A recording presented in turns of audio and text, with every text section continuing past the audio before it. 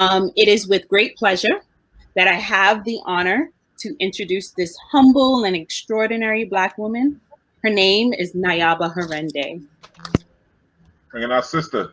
Yes. So before she comes on, I just want to make sure everyone knows who Nayaba Arinde is. Right.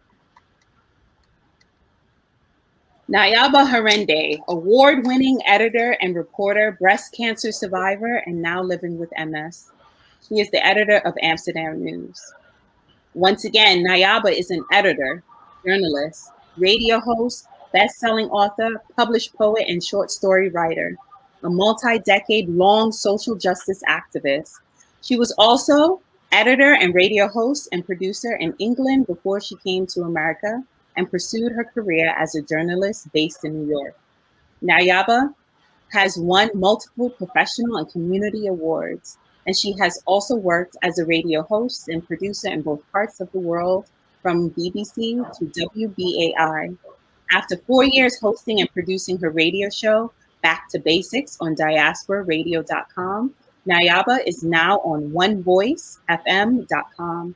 After 20 years of writing and reporting, hosting shows and panels and political debates, Nayaba has interviewed people across the political, social, and cultural spectrum in England, the US, and in Africa. Locally, her interviews have ranged from President Barack Obama, Secretary of State Condoleezza Rice, to Minister Louis Farrakhan, Michael Jackson, Fela Kuti, and Muhammad Ali. Having undergone a battle with breast cancer, this single mother of two does this as she navigates living with multiple sclerosis. Being a breast cancer survivor now living with MS does not define Nayaba, but it does give her a unique and specific perspective as she works to bring awareness to both diseases. And with that being said, thank you, Nayaba. Hi, thank you. Thank you, sister, for coming on. Thank you for having me. I appreciate it. Thank you, brother. Thank you, sister. Thank you. Thank you. I appreciate it. As Sister Miriam knows, I had major surgery a couple of weeks ago, and I broke my rib last week. So I would love to have an extended period of time tonight, but if you don't mind, I'm gonna shorten it just because of the pain factor. But I promised to come on, and I wanted to come on and celebrate this day and do this wonderful panel. So, Sister Mary. Yeah, we here with you, sister. We got you. We're gonna hold you up tonight. Thank you. Thank you. So earlier today, Nayaba and I had this beautiful conversation, and one thing I was thanking her for is just once again for seeing me. And she's so humble. And Nayaba, I just want to once again really thank you for being such a dynamic force. And for doing everything that you do and making time, right? In spite of everything, right? Of course, you share how you are doing and all of that. And of course, Damien introduced earlier that our theme is on Juneteenth and self-liberation. So I just wanted to start it off with, when you hear Juneteenth, right? What goes through your mind? What are your feelings? How do you celebrate it? It's a loaded question, but feel free to answer it however you feel comfortable. So when I first heard about Juneteenth when I was in England, I didn't understand why we celebrated 2 years of not knowing we were, in quotes, free.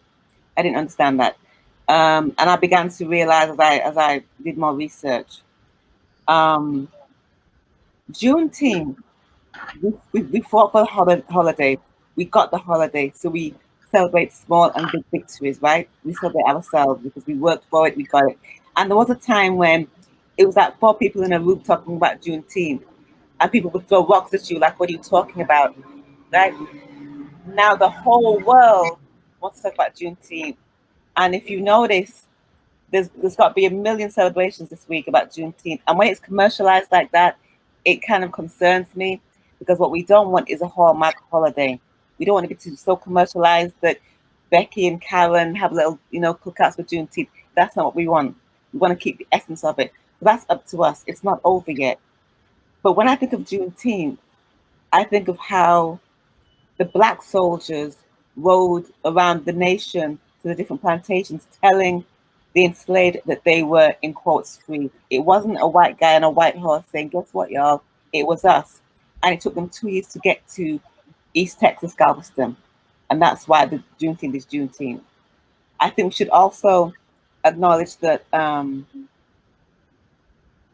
we fought for this holiday, and they give it to us to shut us up, not to say, you know what, you were right.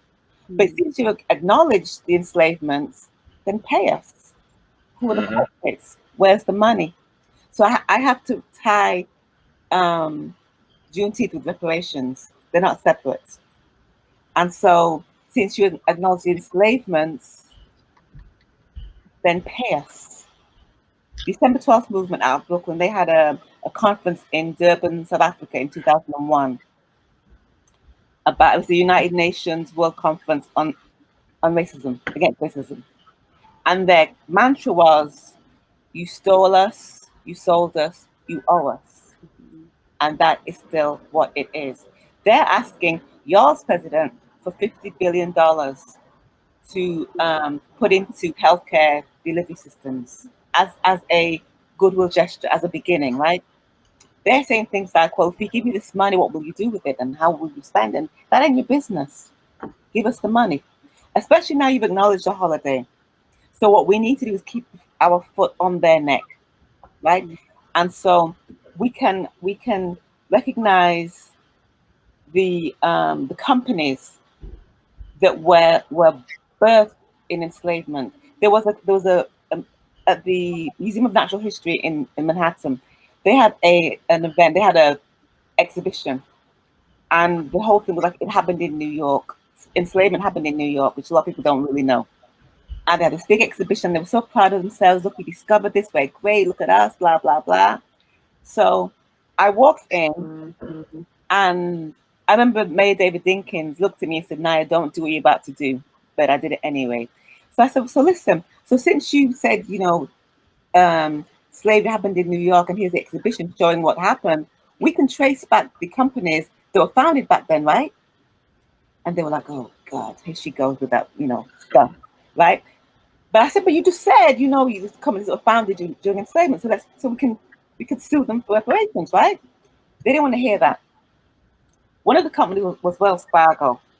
I remember D12 had rallies outside the offices in Harlem every week. The point is, we can't be satisfied with gestures. We can't be satisfied with a hallmark holiday. I'm not knocking the fact that we have it because we fought for it, we wanted it. But now it's so what? One thing Assemblyman Charles Barron taught me was, if they give you 10 million, where's the 90? They're only going to give you so much. So where's the 90? In Nigeria in 1993, they had the first Pan-African Conference on reparations. And they demanded that Africans in the diaspora were paid for their suffering, our suffering, because of enslavement. Then an MP, member of parliament called Bernie Grant, came back to England and said to the members of parliament, "Yeah, pay us." And that's when I first heard about reparations. And so I tied the two. You took at least 250 million people from Africa, and then you dropped them in the Caribbean, in Europe, and in the Americas, and you built your nations off of us, our blood, sweat, and tears, free labor. And you benefit from that. Wall Street in New York City used to be marshland, but we built it to become the most profitable piece of land in certainly in the US, if not in the world. That's where commerce is. But on Wall Street and Water Street, there were the auction blocks. So they bring us on the boats, put us on the auction blocks, and sell us down there on Wall Street, which is how they made their money. So all those buildings is us. We built those streets. We built those buildings. Sonny Carson, Bobadika Sonny Carson, he when they found the bones, which is now the African burial ground in Lower Manhattan, he said, "Wait, stop building these high rises, and dig up these bones." And he dug up the bones, and he said, "I want the whole of downtown Manhattan to be dug up because it was a burial ground. All the court buildings, everything, dig it up and bring the bodies home." They gave us a little bit. They gave us a little strip of land and it's called the African Burial Ground. There are many in New York. There's some in Brooklyn, in Harlem. There's some in Queens. There's some in the Navy Yard. This was our territory, right? And so Sonny Carson and Elambe Brath and Dr. John Henrik Clark, Dr. Ben demanded that our bones were retrieved. They brought some, and it was a gesture again, and we set up for gestures all of the time. Sonny was saying, no, tear down the court buildings, tear it all up, because all of it was ours. We didn't do that. We asked for it, we didn't get it. My whole point is, we can't just settle for a little bit. We celebrate the holiday, great.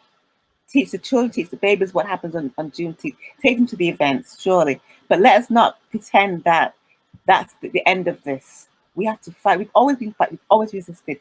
If you have Charles Barron on, or ask Anna's Barron when she comes on, Charles has a presentation about the resistance of Africans from the shores of Africa to the boats, to when we got here. We've always resisted.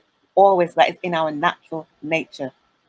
So Juneteenth is great to a point, but we want our money. Don't tell us, how we're going to identify you, the descendants. Don't ask us how you're going to spend it, because it's not your business.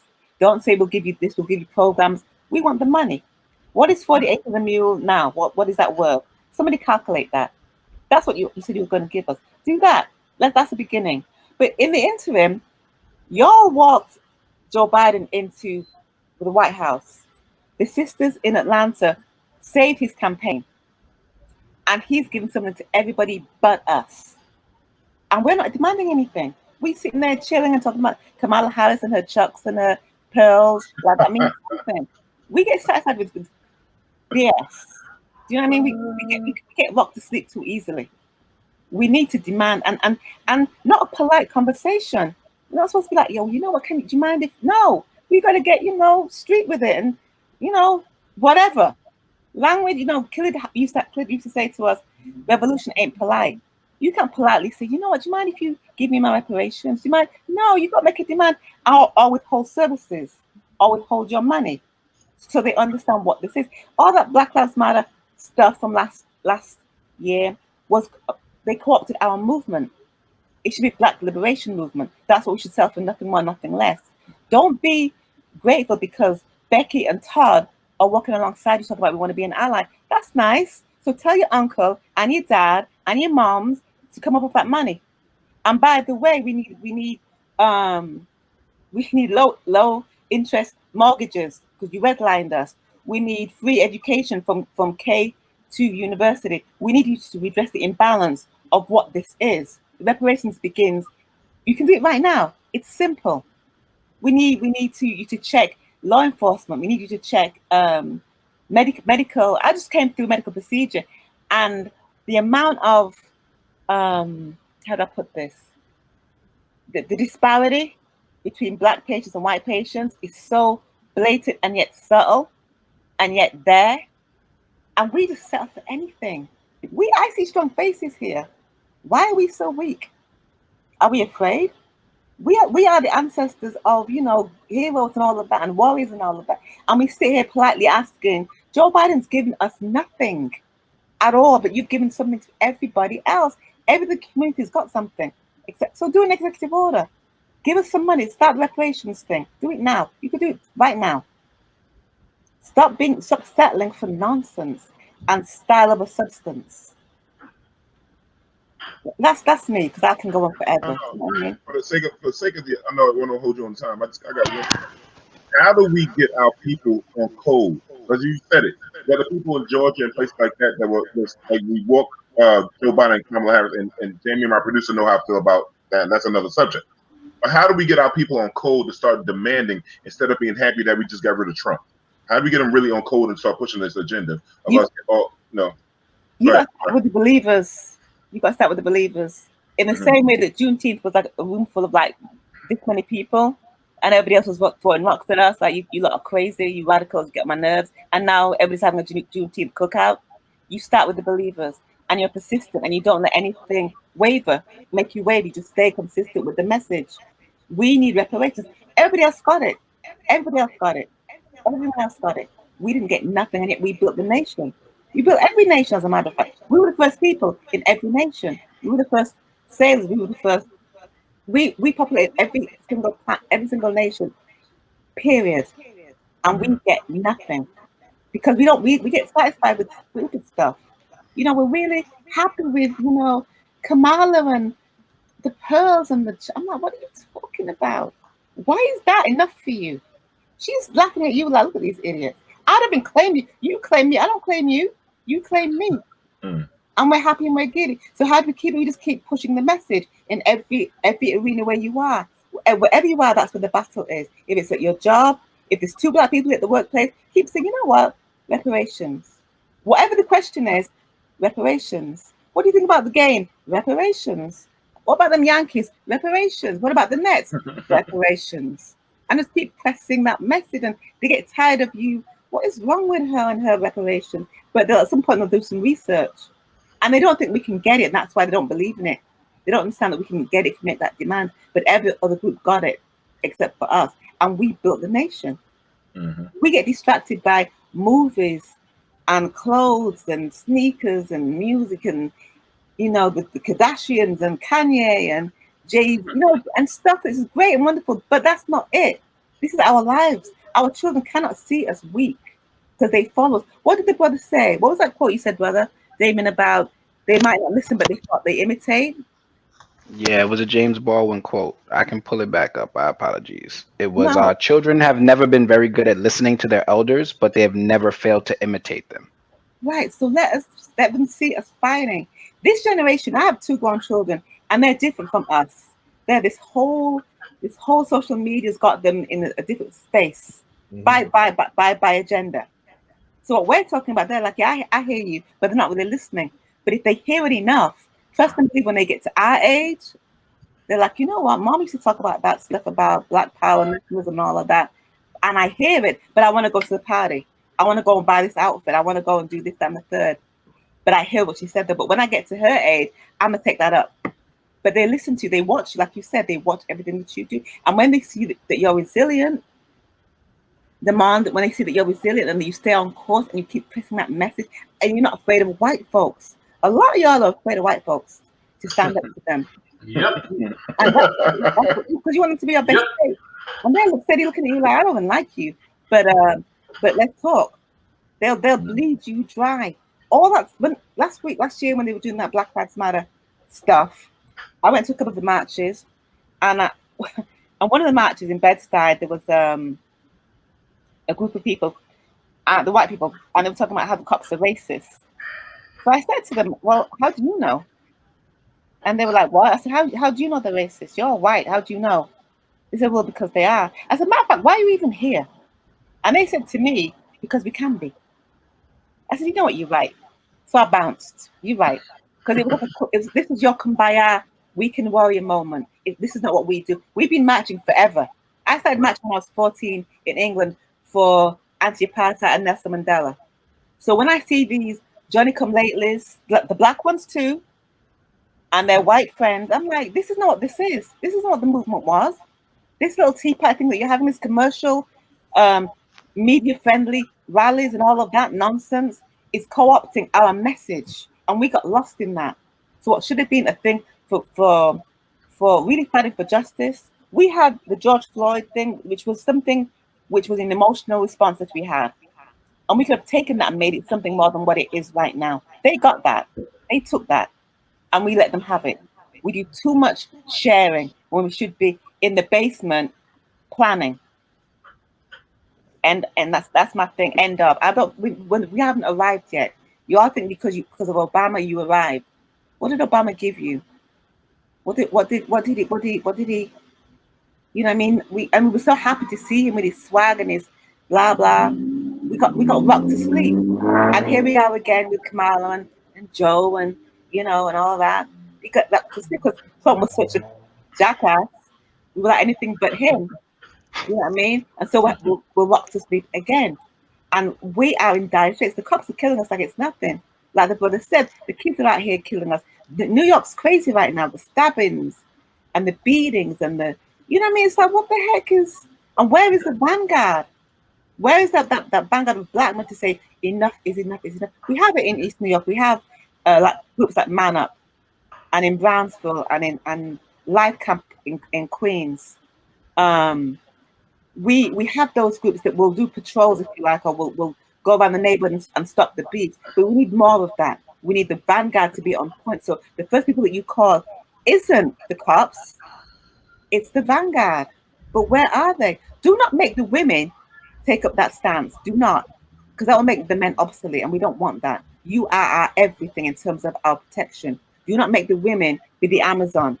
Like when Gaddafi had the Amazon and all of that, and there were all those strong women. We can do it, most definitely, but we want you all to do it. Be the vanguard. So when something kicks off, you call Kelvin and you call Derek and you call Rodney and you call them and you call you guys.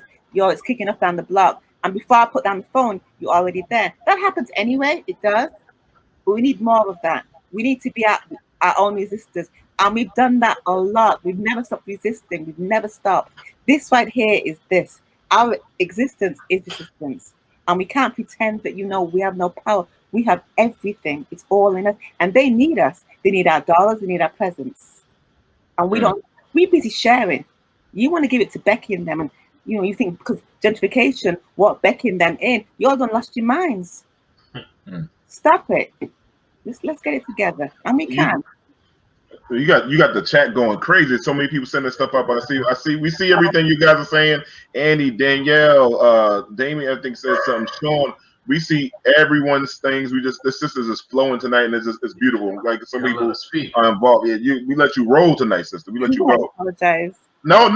This is great. Like listen, we didn't have to say nothing. This is an easy night. This is a nice, easy night for me. and the rest of the crew. About a book to live them, and don't say that. Don't make me laugh.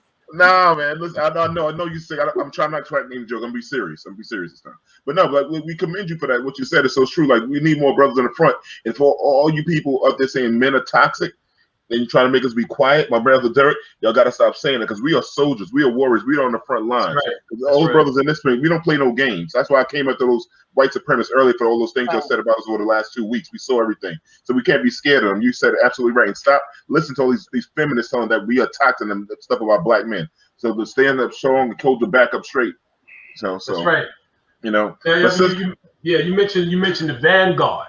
All right, that's creating the vanguard. You know what I mean? And I agree with that 1,000%.